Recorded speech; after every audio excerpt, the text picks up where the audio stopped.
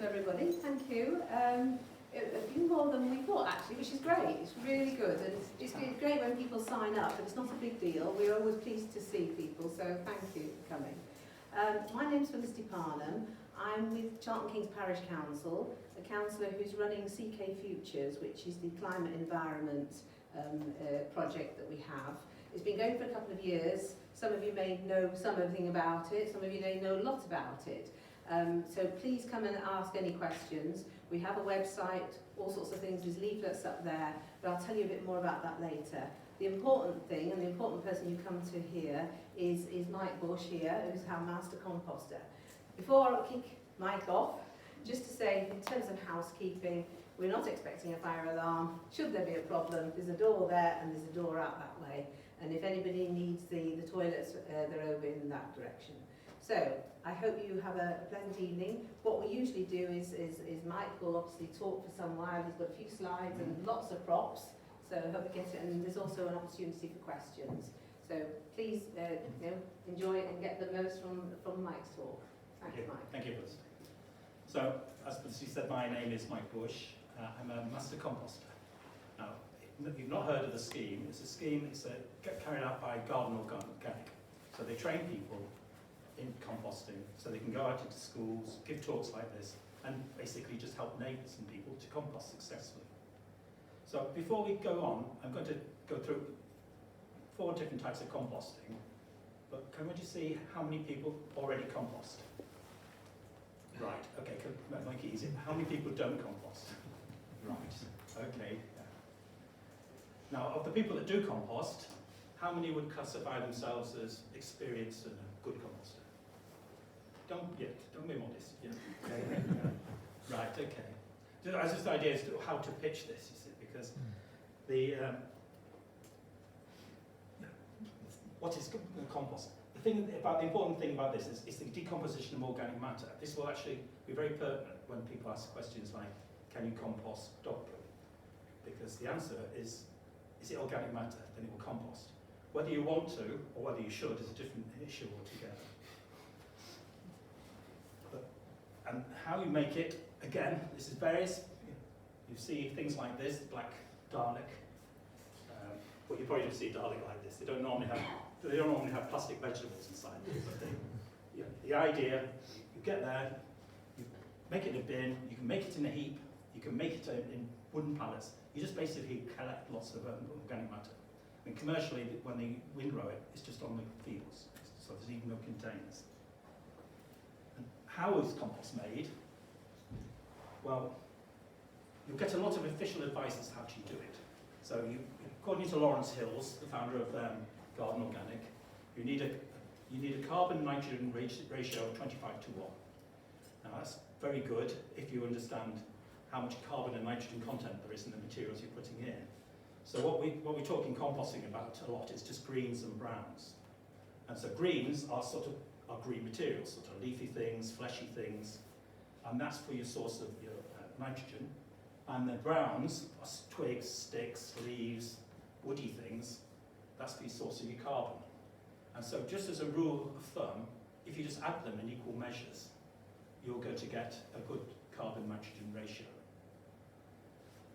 The other things they need, composting is actually carried out by microbes, mainly bacteria and fungi, and they're aerobic, and they also need moisture. So the other important things you need for a compost to compost successfully is you need water and air in the compost heap.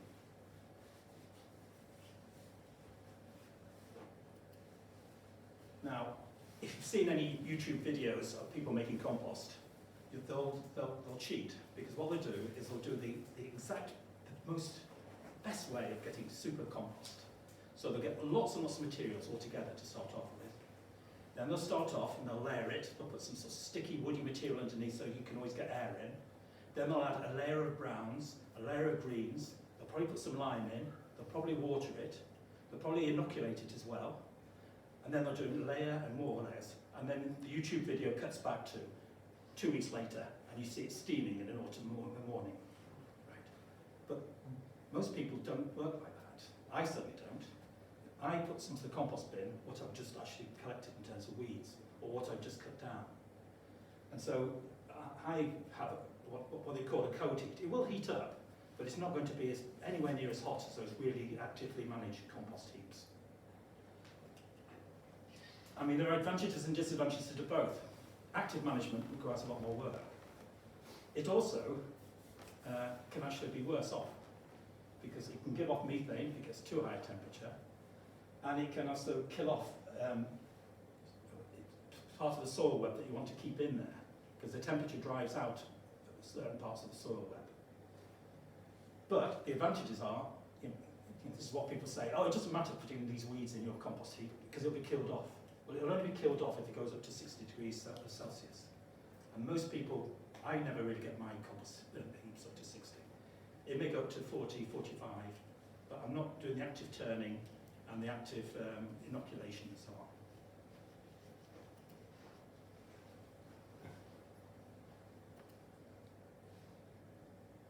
Sorry, I'm having problems.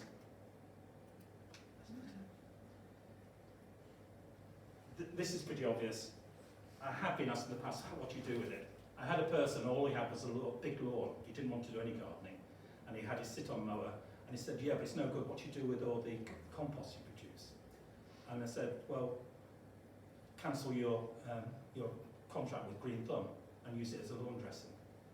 And then he said, oh, but if you do try and compost it, it goes all sludgy. And he said, well, it'll just add bits of ripped up paper or ripped up cardboard.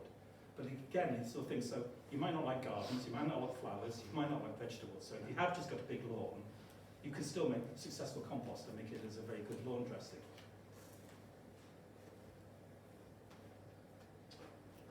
Sorry, I'm having finger problems here.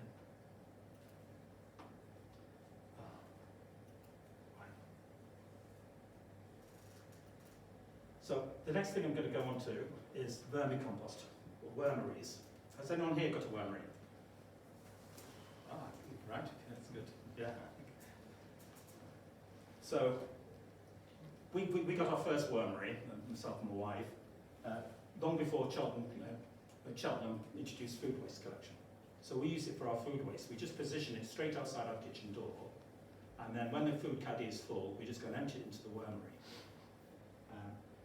The advantage of vermicompost over normal compost is it tends to be richer, more nutrients in it. So you can just put all that food waste into your compost heap and it still will compost. It's just that because the quality of your compost output tends to be predicated on what you put in. And so the food waste you're putting into your wormery tends to make your compost a lot richer. It also has other advantages as well, because I use the vermicompost as an inoculant for making aerated compost teas. You can also use it as an inoculant to leaf mold. So people who make leaf mold, you can actually accelerate the decomposition of leaf mold because of the microbes you introduce from it as well. We'll come on to that. So if you look at the picture on the far left, those are the two wormeries outside our back kitchen door. So those you can buy. I wouldn't ever buy the one called the original wormery. It's just not worthwhile because it's very difficult. This one on the far right has been made by just out of tyres. And this one here is just stuck in cases. The county council gave to all the primary schools in Gloucestershire a free wormery if they wanted it.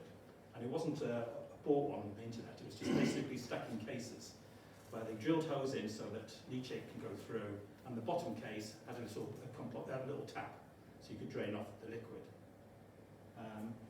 And nearly all the schools failed to use them.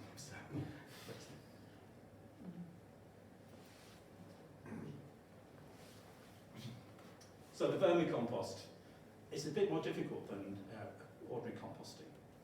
Because ordinary composting, even if things go wrong, generally compost happens. You can see if it's gone a bit cold, you can say, okay, I'll just add a few more grass clippings, add some household activator. If it's collapsing in, it's going to be smelly, you'll sort of can put in some scrunched up paper and so on. With the worms, they're a lot more sensitive to acidity and to the types of food you put in. So we put in everything. The official recommendation for a wormery is you don't put in things like onion skins, citrus peel, and but as I say, we just put in everything. But what we do then is we actually keep a really close eye as to the moisture content in it, and also when we start to see I don't know the name for it, the pot worms we call them, they're just tiny little worms. That's an indication the acidity is building up. And what we do is we grind up our shells, eggshells, and then that just raises the pH. We just add that to the wormery, and the worms mix it all in and actually raise the pH. So quite often people have wormeries. They'll tell you about, oh, all my worms died, or they all try to escape. If they try to escape, well, it's because the conditions are wrong. It's either too acidic, or you actually put too much in, and it's actually composting, and the thermophilic bacteria is raising the temperature, and they don't like too high temperature. The things about avoiding cat and dog feces, it's just unpleasant, and it's sort of, as a master composter, I have to stay on message, so I always have to tell you can't compost dog feces, but I wouldn't want to, but but obviously it's organic. And there's just some pictures of my wormery. So you can see, that's the top layer. So the food goes in, it starts to rot down, and as it rots down, these worms will eat it. Well, they don't actually eat it, they will swallow some, and it's the bacteria in their stomachs, and the bacteria is on the skin that actually decomposes it all. So they're just sort of like breaking it down a bit more, and it's the bacteria. So it's still a bacterial process, as it is in a normal compost bin. And then what happens is that, as I say, it has to be more carefully managed. If you put too much in, it's not good. They won't be doing balance. They've got to be in balance with the speed it rots down is the speed they eat it and keep it composting. If you put too much in, as I say, it's just going to be like adding it all to a compost tube. Now, the reason we do it is because of the output, the vermicompost. As I say, the vermicompost is incredibly rich, and we use it sparingly if we want to just add it as a plant food, but we also use it to actually make aerated compost teas, because it's a really good source of the bacteria and fungi you need to make a good aerated compost tea.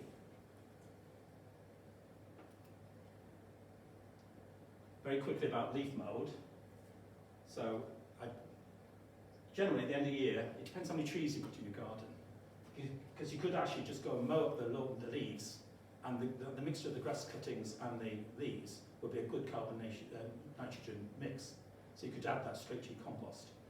But if you've got lots of trees, and you're getting loads and loads of leaves, common solution is people make leaf mould. Now all you do for that is you can see the one in our garden, it's just 4 stakes with chicken wire around. That's all you need to do. You put the leaves in there. The decomposition of the leaves is slightly different from the decomposition in the compost bin, because the leaves are sort of hemicellulose or have got lignins in them. They need fungal decomposition. So that's why I was a bit of sort of talking about, you can actually inoculate it with a fungal compost tea to actually aid the decomposition. But if you're taking the lazy approach, you just wait. Depending on the type of leaf, it'll either decompose in 2 years. Some leaves, like sycamore and London plane, will take about 3 years. But you just leave it, and it just eventually all breaks down. And the reason you would want to do this is not that nutritionally rich leaf mould, because if you think about it, the trees have actually withdrawn all the goodness to drop all the leaves. So what you actually got in there is you've got something which is good in terms of organic matter, but isn't particularly good in terms of nutrition. So the things you would do with it, you would actually sort of mix it with your regular compost to make a seed compost, or a potting compost, or you could just add it to your soil. So if you've got sandy soils or clear soils, you can just use it as an improver, because you'll be adding organic matter to those soils.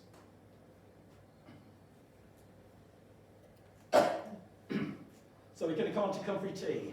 Has anyone made Comfrey Tea here? Oh, well done. Yeah. So there was, yes, right. Stinks. Who? Sorry? Stinks. Yes, it does, yeah. Very much so, yeah. So there was a guy called Lawrence Hills, and Lawrence Hills formed something called the Henry Doubleday Research Association. That is now Garden Organic. And he was greatly taken by a guy called Henry Doubleday, hence the name of the Research Association. And Henry Doubleday was a 19th century Quaker smallholder who did all this investigation into comfrey, into Russian comfrey especially, to see what you could do in terms of feeding animals, feeding sheep, feeding hens, also to be done in terms of as a fertiliser, and also as a herbal remedy. Now, after the Second World War, Lawrence came along and found this fascinating, and he set up a research place in Bocking, in Essex, where he trialled all sorts of things. He trialled also producing different varieties of Bocking, or working out which comfrey, which versions of varieties of comfrey were the best. And I'm going to put here's an ode, 1985, regularly in their quarterly newsletter, they used to have Comfrey Corner, talking about all the trials and tests they were doing. So it's the reason he was so pleased or so enamoured with comfrey is it's a fantastic fertiliser. Now, the Comfrey tea is very, very simple. There's a smelly way, which you basically just take lots and lots of comfrey leaves and stick it in a bucket or a barrel or something like that. And then you leave it 3 weeks. And then when your neighbours complain, you know it's ready to use. And then you can strain it off, put all the wilted leaves into the compost heap and just use the liquid as a feed. And you dilute it. There is another way. This is a little experiment I did. And it also shows when I did it. It's 2011. Because I was going to give a talk where people came round to my garden and I wanted to show them another way of making comfrey tea. And I thought, right, okay. So this is actually where you just compress the leaves. And what it does is as it presses the leaves down, out will come a little black liquid, which has got the same nutritional richness as the comfrey tea has, but it hasn't gone anaerobic, it doesn't stink. And so it's a much more pleasant way of producing comfrey tea. So there's a permaculture smallholding over in the Forest of Dean, and they do this with great big barrels. And at the bottom of the barrels, they'll put bricks with a chicken wire there, then put all the comfrey leaves in, and then what they do is they actually then press it down with a sort of circular disc with stones or rocks on there, and that's pressing all the leaves down. The liquid can then go through the chicken wire into the beneath outside the bricks, and then they just have a tap and they just drain it off. So there they've got lots and lots of comfrey tea without any smell.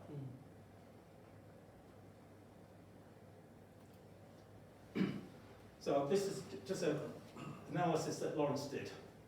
So you see, if you look at Tomorite, which is a commercial tomato feed, the comfrey comes out comparably. So you actually got something you don't have to buy you don't have to buy tomato feed or chili plant feed or whatever. You could just make your own with comfrey tea if you've got comfrey. Yeah. So as I say, use it as liquid feed. And this is, if people haven't still know what comfrey looks like, that's comfrey. So it's a bit wilted, but if you know what alkanet looks like, it's almost identical. Yeah, it's a bit like foxgloves, but furry. Yeah, but I say, it's the alkanet flowers which are out flowering now. These will come out with red flowers, so they look different. So we come on to actively aerated compost tea. So you just mentioned about the fact that comfrey tea stinks. Well, the whole thing about aerating the compost tea is it doesn't stink. And what you're really looking for then at the compost tea isn't the actual sort of nutritional feed. What you're looking for is the microbial life in there. So what you do, the compost will be full of the bacteria and fungi that you want. And what you do by aerating it, you've got the constant air supply, it's in water, so it's wet, so it's got the conditions that it can thrive and multiply. And then you give it some feed. And the feed you give is either sugar like molasses, and that will produce a bacterial-rich aerated compost tea. And you would use that for if you want to apply it to plants and vegetables. Or you make it more fungal. And the fungal way you do it, you add different feeds to it. So I use kelp to make a fungal feed, and I'd use that more for perennials, and so like spraying my trees or so on. And I made one here. So this is a fungal, this was just bottled today. So I haven't got a sense of smell. So if you could have a sniff and see what you think of it, and then you can tell me, you can report back. And if it smells bad, don't tell me. But this is the leachate from a wormery, so also have a sniff of that. And I think that will smell bad, so I can't tell. But, anyway, and in here, so I just should have mentioned the time, and in here, you will actually see you'll see my worms. So if you want to have a look at the wormery, and you'll see in there, you'll see tiny little bits of eggshell which are put in there to keep the acidity down. And if you're brave enough to put your fingers in, you'll find thousands of worms in here. So, actively aerated compost teas, they probably came of interest. There's a soil microbiologist in the States called Elaine Ingham, and she greatly popularised it through the States and in this country. She came over to here and gave lots of talks to Garden Organic and had talks in London. The permaculture smallholding I told you about, Ragnarsling Farm and Forest, they've been using aerated compost teas since 2009, I think. Now, Matt, the owner, said, "Oh, was there a bit you didn't actually spray?" He said, "No." So there's no control, but he convinced, he actually gives lots of disease resistance, improves the quality of the fruit. He's got lots of orchards there. And there are papers, if you go to Google Scholar, you can find quite a few papers which will actually back up the efficacy of aerated compost teas. But it would have been much nicer if just Matt had just had one area of trees which you hadn't sprayed, so you could look and say, yes, that's got disease, all the fruit isn't so good. However, I believe it works, so I do it as well. So how do you aerate it then? Right, I aerate, I mean, it depends on the size and scale. I mean, again, if people want to come around on Saturday to my place, I'll show you how I do it. I actually use an aquarium stone. And so it's just got 2 pipes in there, 2 stones, and it just bubbles water. And I do that, and a couple of days later, it will actually produce a aerated compost tea, yeah. So that's how I keep it aerated, the bubble tea. You see these big aquariums, people have these bubblers. Yeah. Could you get the same thing just by stirring it? If you're very, very determined, because you've got to keep on doing it for days. It's a couple of days you've got to do it. See, because I've got an allotment, so we don't have electricity there, you see. Yeah. So it's... Well, just make it at home and take it. Yeah. I mean, because I do it in 4-gallon batches, and then that 4 gallons will go massively, just because you see, you're either spraying trees, or else you just do, or I just water the raised beds out.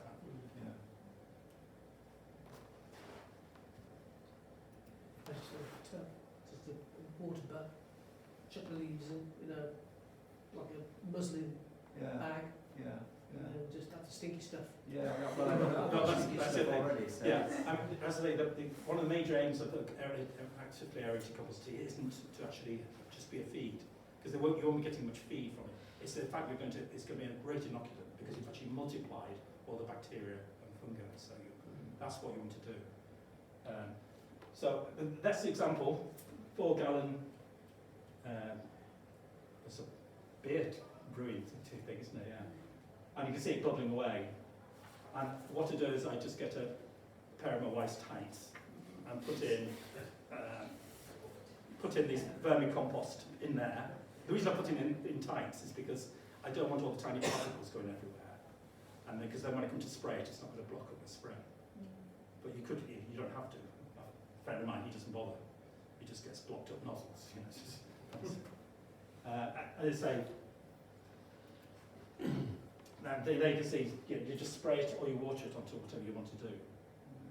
There is some slight science in here. I mean, this book, Teeming with Microbes, if you want to get into actively aerated compost teas, I'd recommend this book.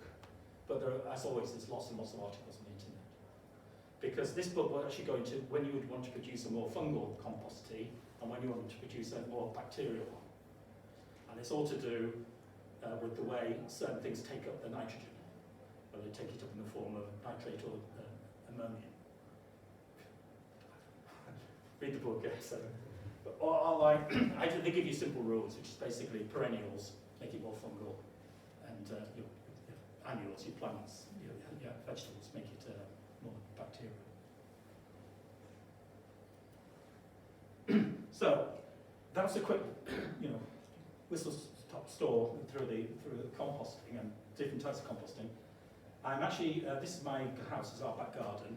So on Saturday at 11:15, if people want to come along, you can come and see me lift a compost pit or try and make some compost tea. But the thing is that there's nothing actually. That's basically it. Because now what I'd expect is we could have questions, and also my past experience is that there are people here that obviously have done are quite experienced. So again, it won't be just me sort of answering back. If people could also contribute, if there's a question there, they can add to the answer. Please do so. So, is there anyone interested in coming on Saturday 11:15? If so, where are you? I'm actually on. Not on North York Moors, I should have thought. No. I'm actually. There's a leaflet here to say where I actually live. And this is my number. Right. So and then our leaflet is there. I'm out there. Can we start any questions now? Okay. Sorry, can I just add, I mean, the Comfrey, I've got an allotment Yeah. on Asquith Road, and there's lots of Comfrey, it just self-seeds everywhere. So the problem I have is getting rid of the Comfrey that's growing everywhere. Right. And they've got Is it incredibly Comfrey or is it Alconnect? No, it's Comfrey. Is it? Yeah. And it just got incredibly long tap roots that just Yes. goes down. And that's the reason why they're so good, because Yeah. in permaculture terms we call it a dynamic accumulator. So the root's going so far down Yeah. that it's bringing up soluble nutrients and then Yeah. leaves those in the leaves. Yeah. Whereas, you can't get rid of it because it's so easy to propagate. Yeah. You just need to get a comfrey plant up, just tiny bits of root, Yeah. and each one will come up as a comfrey plant. Yeah. So I don't know what you're going to do if you have got it on the lawn. It's there forever probably. Yes, that's it. So I've got love-hate relationships with Comfrey. Really. Yeah, I can imagine, appreciate yeah. it's good as a manure, but it's Yeah, but you could be popular with other people here who haven't got any comfrey plants. So Well, I can give it away to most of England. Right. But it self-seeds incredibly. Well, this is one reason why Lawrence did the trials. So he had one variety called Bocking 14. So if you do get get something off the internet, look for Bocking 14, because the advantages of that was not only do you find that was the best accumulator, but also it doesn't seed so readily as these other varieties do. Right. Because as you say, you don't really want to end up with a garden full of, or an allotment full of comfrey plants. Yeah. I mean, certainly the permaculture sites I've visited, people have lots and lots of comfrey, but they're not spreading all over the place. They tend to just have a row of them. And Yeah, I've got the bocking at home, I have patch, yeah, but the allotment, it's a different variety, it just goes everywhere. It's Yeah. all over the place. yeah. But your Bocking 14 doesn't It's spread. fine, yeah, it it's doesn't okay, spread, yeah. No, So there you go, that's a I just good tip. pick the leaves and it just comes back, Yeah. it's very good. It's very, Yeah. Well, I user-friendly. mean, I get about 4 crops a year, because Yeah. you cut them and it'll keep them growing. Yeah. And my hens peck at them, but only for a short time, and they stop. So interesting with your wormery, because Yeah. I've never actually ever bought worms Yep. or had a plastic tray, but my compost bins just automatically just fill up with worms. Yeah. The worm is just crawling with them. Stick my hand in there and covered in worms. Well, They just come. they do just come, yeah. There was a project in Brixton, a community composting project there. So it's in Brixton. It's on hard standing, and so you think, okay. So they haven't come up from under the soil or anything. Yeah. And within a few weeks, they started to get these compost worms. And So the, where they come from, I don't know. yeah. It's just part of the magic. Yeah. And the easiest way of getting the carbon is shredded paper. Just, just all your documents, shred them and chuck them in your bin. Yeah.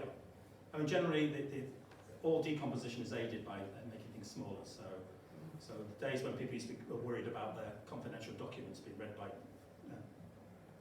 refuse collectors, they'd have shredders. They used to be perfect. So I'd say to people, all those grass cuttings, if they are collapsing, going all slimy and anaerobic, just chuck all those shreddings in there. It doesn't matter because obviously if you're printing on it, it doesn't matter like the aspect of the print on the paper doesn't have a negative impact in terms of some chemicals in there. I don't know what the latest findings on that is. It used to be the case that they'd say don't use colour. Right. Then they changed the colour printing, so they were using vegetable dye, so they said it's okay. A permaculturist who did some research on it said that he actually thought they caused, some of the colour supplement types caused phosphate robbery. So in which case, I don't know. I mean, I haven't really found any experience in terms of saying that any paper is worse than others. I do notice, for instance, the Guardian Weekly, which we put in the wormery, we line our food caddy with the Guardian Weekly. When that goes in, that sometimes doesn't break down as fast as just ordinary newspaper. So. I've got a beef. I've got a lot of it, apart from Comfrey, is compostable compost bins that you put in food caddies.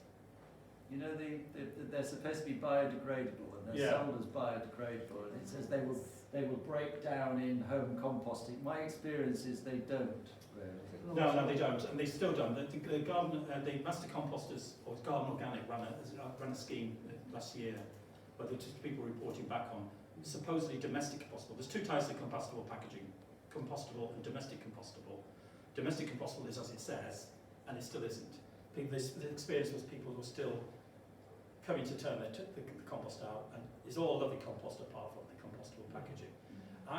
When I was first given compostable packaging, a friend of mine bought a sandwich at Marks and Spencer's and said, "Oh, it's compostable packaging," and so I put it in my compost bin just to see how it went, and I kept on retrieving it for about 4 years. Yeah, it's compostable tea bags. I guess they will eventually, but they take tea bags again is another thing that they've done trials on, because until recently, tea bags weren't compostable, which is really weird, because you look at that brown paper and you think that's just plain brown paper. But they actually had polymers going through it to aid the crimping. And so you actually do it. When you compost, all the paper compost, all the insulated compost, and then you get this fine lattice work left. Now, they're meant to be introducing compostable tea bags now. I don't know what the state of this, because we just went away from just buying tea bags and just bought loose tea. So that's a way of getting around it, because then you didn't have to know which ones were compostable or not. I found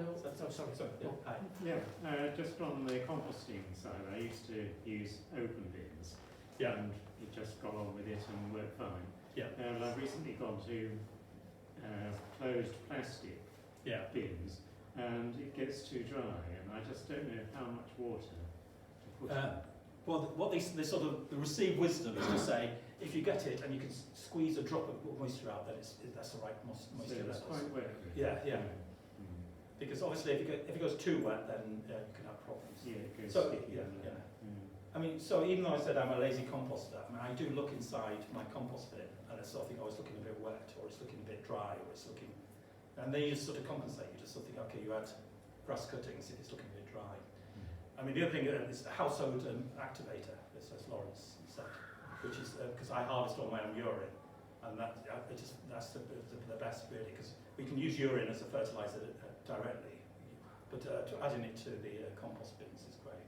Right, okay, I'll remember that. You mentioned coffee grounds. Yeah. Are they good? Yeah. So if you, yes, it's organic matter, and it is a really good source. So if you actually, some of these coffee shops used to give away their coffee grounds. Yeah. So go and collect them. I think is it Starbucks? I think they let them have them free. You can just go and collect them. And a friend of mine used to go and collect them because they are very good. The coffee grounds,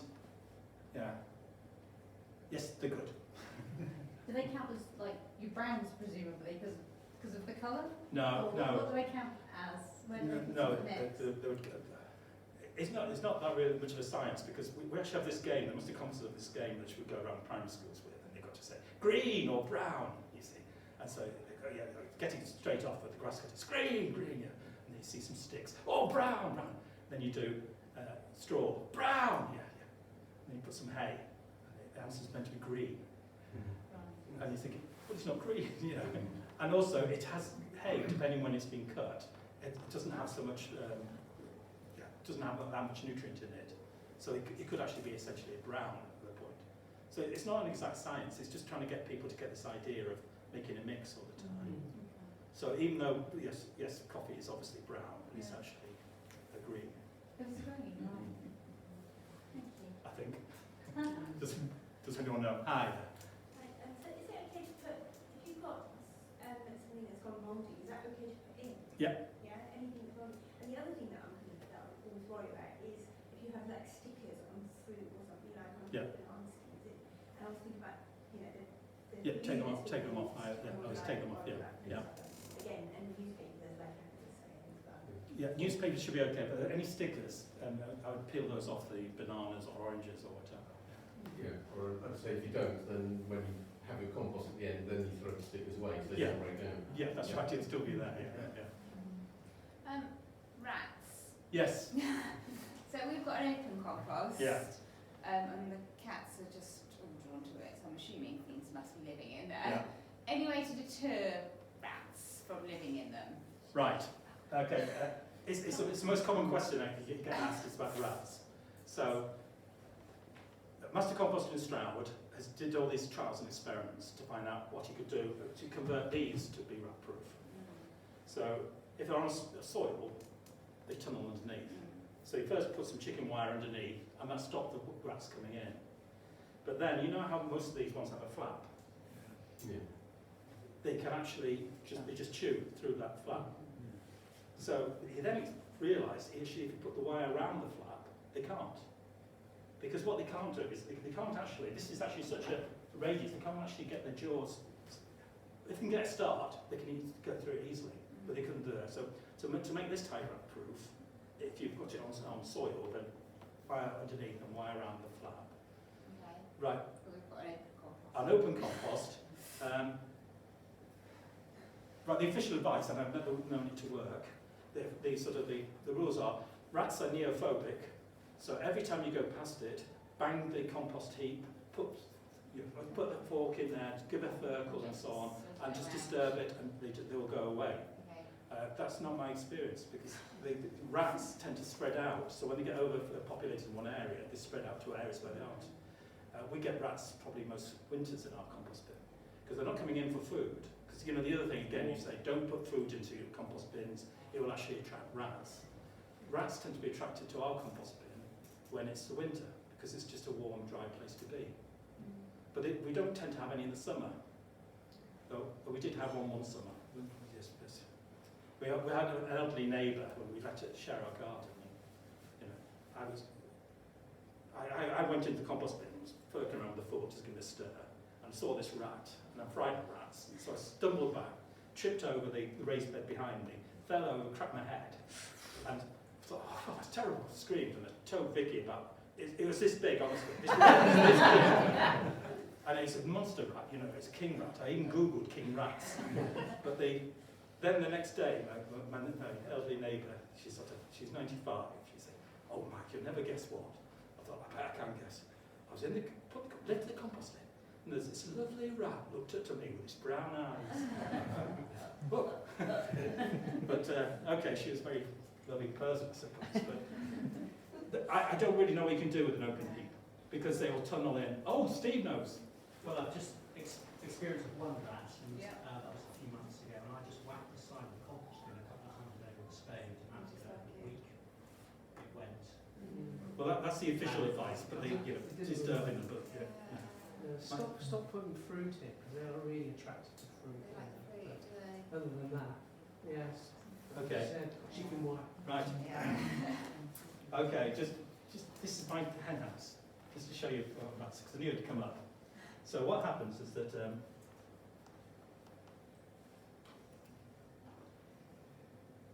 can you see the rat there on the left-hand side? Oh, yeah. Because I've raised the hen feed to think, whoa. Yeah. But the yeah. I'm wanting some. You just see, oh! Actually, that was after I'd moved it even higher and further away, because once I just raised it, the first time I raised it, it just jumped into it. So they're really clever. This is the idea about the neophobic. If you're doing things like that, this is a time when I had 5 rat traps around there as well. You know, and you're thinking, well, and it set them off. Yes, what's the answer? Well, just in terms of dealing with rats, it is killing them. But I've recently had the problem to take up residence in our log store. But bought an electronic rat killer, and it rather than poisons, because I'm very keen on that. Yeah. You put your baited, and effectively it's just powered 4 C-size batteries, but the floor of it has got effectively is live, Oh, right. which keeps them. And I've taken out 1 rat and 10 mice in the last week. Well, that's the other thing. See, I like mice. Yeah. It's just rats I want to get rid of. I mean, the thing about the rats, I mean, the baiting the rats, I mean, if you go on the YouTube, you get these different recipes about, say, what you want to do is you want to have some peanut butter, sprinkle it with some cinnamon powder, and by then I'm getting hungry. I think, wow, I do that. And then when you heat it down, blow the cinnamon powder so you get some scent of it, so it'll be attracted to the rat trap. No, it didn't. And then it started setting them off. I actually had a video with the camera where you can see it actually set it off, and then come from behind it to set it off so it's going away that way, and then eat it. Just thinking, yeah, clever. So if open heat, I don't think you can do anything about it. But go and dig it around and Dig them out and it'll fish them out. What time of year do they have the rats there? All the year round, or? I don't know. Yeah, kind of from now onwards, I would say. Because it could be nesting if it's from now onwards. Yes. Yeah. Yes. Can I ask a question on eggs? Yeah. You said you grind up the eggs if you want to change the pH and put in your wormery. Yeah. Do you have to dry out the eggs in the oven first before you grind? No, I them, or don't. No. Does it matter if there's a little bit of excess liquid left in there? Can you just kind of press them and wash them? How do you do that? I mean, I just dry them out. I just leave them and let them dry out, and then when they've been, I don't know how long. Basically, we have a container where we put eggshells in. Right. And when that's full, I put them in the food processor and just keep on grinding it until it's very, very fine. Okay. And it's not just a wormery, because it's also in your compost bin or compost heap or whatever, the acidity is not like there either. All the organisms that make compost, all the bacteria, the fungi, the nematodes and so on, they don't like a low pH. So that's why you'll see these YouTube videos where the super composters just sort of sprinkle some garden lime between each layer as they put it. I wouldn't have thought to use the food processor, so thank you. It's good tip. Hi.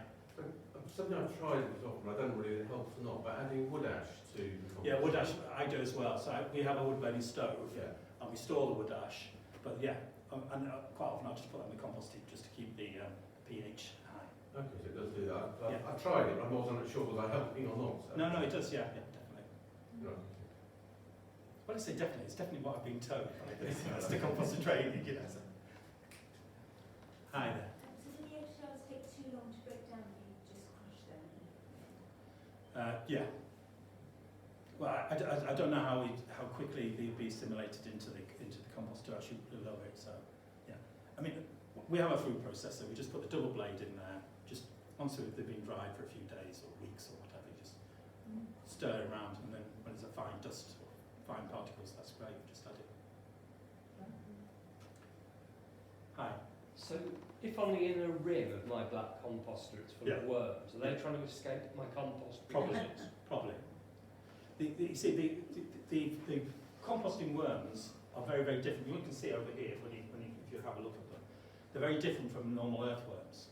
So there's certain types. The main principal one is one called Eisenia fetida, which people call tiger worm, brandling worm, compost worm. And they eating decomposing food. That's their primary source. So if they're going into the compost heap, it's because there's something that hasn't decomposed, but is in the process of decomposing. If you've got an active compost process, the heat will be rising, and then they're just trying to escape. So quite often people will say, oh, I get loads of compost worms, and I lift off the lid, and they're all underneath. I've never had that experience, so I don't know whether I deter them by putting the household activator. Mike's household activator deters them, but I'm not really, I've never noticed lots of worms in there.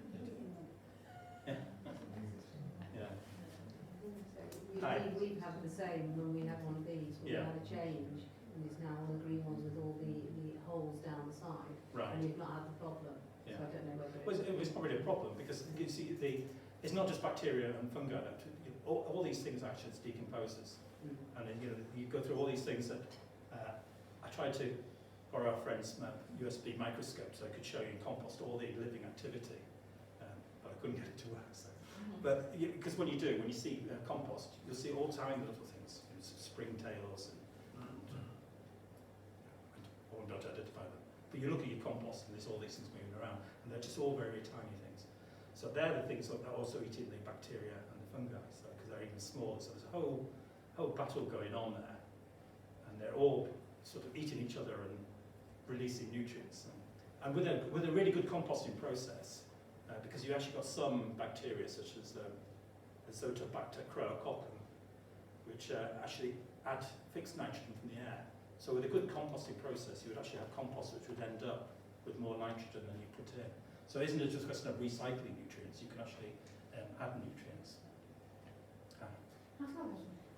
How important is the turning of the compost? Because we like to think that we're composting, but really we're just slinging stuff in a pile and hoping for the best, if I'm being truthful. And I want to know how important that extra effort is. Yeah.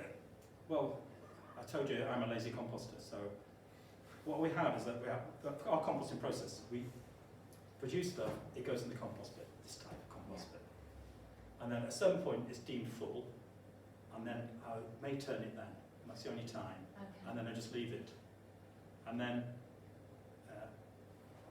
it will decompose. It will take longer. So the point about the active turning, you know, you just make it, you're making the process a lot faster. Because what you're doing is you're cooling it down if it's getting too hot. You're aerating it if it's starting to collapse and getting anaerobic. And it just is much more, you know, the active management just speeds it up. But it's a question of how fast you want it. Because I've got leaves, all my leaves are in a pallet compost bin, and I've never turned that ever. Yeah. Well, leaf mold you don't, because it's a fungal breakdown, and it will just, the fungus will just, over the years, will just do it. Yeah. Hi there. So, if you've got one of those bins, Yeah. to turn it, you kind of just lift it up so everything comes out and put it up the other, and then you take it and you put it back in. If you come this Saturday, you can watch me do it, or you can even do it yourself. Okay. Working. No, that's all I do. Yeah, because Put it back in. there's two things. One is to say, okay, that's now full, and the important thing about it is you've got to deem it to be full, because if you don't deem it to be full, it will go down, and you'll keep on adding compost, and so you'll end up in a situation with stuff really lovely compost at the bottom and uncomposted stuff at the top, because people sort of are quite surprising. I mean, on the Saturday I'll be unearthing one, which was a compost heap which I filled up in the autumn, and when I filled it up, it was up to here, and you know, taken off the lid, and it's going to be about this high. So that's gone down from there to there, and that's just all decomposed. So So one term, you only need to do one. Vicky and myself, we volunteer at the project, Annecy Gardens, and there it's got terrible compost. We just throw all this woody stuff into a pile. Vicky and Anne just unearthed some the other day, and it's gorgeous, isn't it? But Fantastic. But it's probably been there years. So you know, compost happens. In the end, compost happens. So you don't need to worry too much. I mean, if it starts to go slimy and smelly, then do something about it. But if a lazy composting, it'll still work. It's just going to take a long time. Hi there. So on aerated bins, something I inherited from Follow was a purpose-made tool. It's a long plastic shaft with effectively like an arrowhead, but the arrows hinge, so they push in, but then when you put it up, they pull out. That's right, yeah. And that actually works really well for aerating a bin like that. And you used to be able to get them from the Gloucestershire County Council, so they used to promote, they sort of get cheap deals on bins and so on. So that sort of thing he's saying. I mean, I can show people on Saturday what I use, but you can just use a garden fork. It's just the thing you're talking about, it's a lot easier because it goes in right to the bottom, and you can disturb it and get the old stuff aerated. But in the end, you don't. Yeah, you can just still circle around with a garden fork. Hi there. What would you recommend putting those on then? Would you just put it straight, obviously perhaps not, would you put it straight onto the soil, or would you put it onto slabs or onto... Well, we sort of incorporate permaculture principles in our gardening. So what we have raised beds, and we actually just put these on a raised bed. Because you've got to remember that if you have it in a different area, there's a leachate is going to go through this, and that leachate is going to be nutrient rich. So you're actually going to lose some goodness in wherever your compost site is. So you move them around the garden? And I move the site, I rotate them. So basically I just say, okay, I'm going to do this raised bed now, and then that's out, and we'll choose another bed. And so we move them around. So there's two things then. One, if there's any leachate, it's going into that raised bed. But also, when it comes to spreading it, we just lift up the bin, and then just spread it all out. You know, any big woody bits that have been on the outside that haven't decomposed properly, we will just add those back to the where the new bin, empty bin is going, but the rest will just actually spread out. So you've now got a compost mulch on top of that, which is actually inoculating the soil web again with good bacteria. And it's just easy, because we're no dig gardeners, so if we don't actually dig it in, we just spread it out. Right, is that... Just one final question. What about hot bins? Have you any experience with hot No, bins? I mean, I know of them. I've never used one or anything like that. The people that I know who have them say they're amazing and the temperature goes really high and everything. Yeah. So a hot bin is just like an insulated compost bin. Another things we haven't talked about, there's something called a green cone, which is for food waste, so you don't get a rat problem. And that's just like a cone you dig into the ground. And again, I haven't had experience of that. Doesn't seem any point because you can't get to the end product. So. I've got a composter at the moment that's full of slow worms. Oh, brilliant! So I'm scared to touch it. I wouldn't know. You're very lucky. Yeah. Right. Okay. I was wondering when the best time was to. Well, if you can spare it, I'll just keep that as a nest site for it. Right. Okay. Damn. We'll go with the stick insects. Okay. I get bumblebees in mine, never had slow ones. I've collected honeybees from compost bins as well. So I'm a swarm collector, so I've collected that where people haven't actually put the compost lid on properly, and there's just this tiny gap and they've gone in and started drawing down comb from the lid, and then I've carefully taken all the comb off, tried to rehouse them. You're done. Oh. Well, thank you very much. This has been great. I mean, I was just thinking you'll be going round to this gentleman's house to look at his slow worms, right? Yes, I would. To Mike's. So Mike is. I'm going to say we'll get a piece of paper. If you're interested in going over to Mike's on Saturday, give him your name and email address. I think that's probably the best way, and then you can make sure that you get the right details to go and do that. But yeah, I think thank you very much. It's been excellent. I've really enjoyed it, and I've learnt an awful lot. So thank you, Mike. Okay.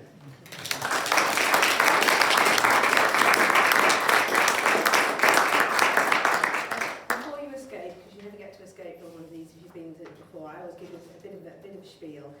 So I mentioned CK Futures when we started, and just to say there is a number of things you need to be aware of. We have just been completing what our food waste campaign. For those of you who watch social media, you'll see our A to Z. And so that'll obviously still be there. So by all means, pull on it and use the information. It's we've heard from people who found it really useful. What we are going to do is to kick off what we're calling a We Are Nature campaign in May. So from May to September, our focus is very much, as Mike really is our kind of a first step into that, into really starting to connect with the outdoors, the environment. And for those of you who managed to come in and have a look, we've got a series of events coming up. You'll see we have the upcoming events. We have a Sustainable Living Workshop next week, which is at Six Ways, and that'll be talking about water and waste. We have the Chatty Gardener podcast, and Mandy Bradshaw, she's talking about pesticides, ponds, pollinators, etc. We'll be having on May the 18th in here, we've got the Cotswold Forager coming to talk about foraging, and we've also got Jen Hay, who is the forest school, and also I'll give you a wave out there. Mindy's another forest school person as well, so there's a lot to be gained, especially for children covering their holidays. We've got another Sustainable Living workshop in June, and then we'll be having the Cheltenham Kings Summer Fair in June as well. And right throughout the summer, we'll be bringing things on board. You'll also have noticed, for those of you who've been sharp-eyed, we've got the rights of way here, we've got the allotment, we've got Rangefield for Nature. We're working with Mindy particularly on introducing what we're calling tree guardians. So we're going to try and introduce people more to trees and get them involved. So you can see there's quite a lot going on. We've got here something about garden life, and Mike mentioned there about no dig and such things. So there's a lot to look out for. Look out on the Parish Council website social media, local answer, all sorts of ways of getting to people. Or by all means, come pop to the office if you ever want to know anything, or I'm happy to talk to you anytime. For those who are interested, there is the Sustainable Cheltenham Kings. If you're not on that Facebook group, we place a lot on there. Steve, gentleman at the back, is a person who's done a hell of a lot of work on this. So we've got, I think we've got about 498 members at my last look. So that's right. So yeah, and it's a very active Facebook group where people, well respected, people who can ask questions and get some great answers. We've got the leaflet here. For those who are interested in Newcourt Green, we've now got a self-guided tree walk. So if anybody is interested in that. And the A to Z of sustainability, this was put together by some 17, 18-year-olds, and some really interesting things in there. Please take a copy. And you'll also notice at the end there's something called Planet Cheltenham. For those of you who have any knowledge of Planet Cheltenham, it's a Cheltenham-wide initiative, and they have the youth ambassadors, that's 16 to 24-year-olds. They've got the Little Planet Cheltenham, that's for toddlers and babies. So it's all about working with parents and young children. And there's a number of other activities around Planet Cheltenham, and the leaflets are up there. So I think I've done a pitch there. There's just so much going on. So please come and join in, connect with us, come to our events, and say any questions. Thank you very much. Thank you. Yeah. Right. Okay, I'll leave you to get Mike and his list if you want to join him on Saturday. Or maybe another time, I don't know. You're very welcome. Yes.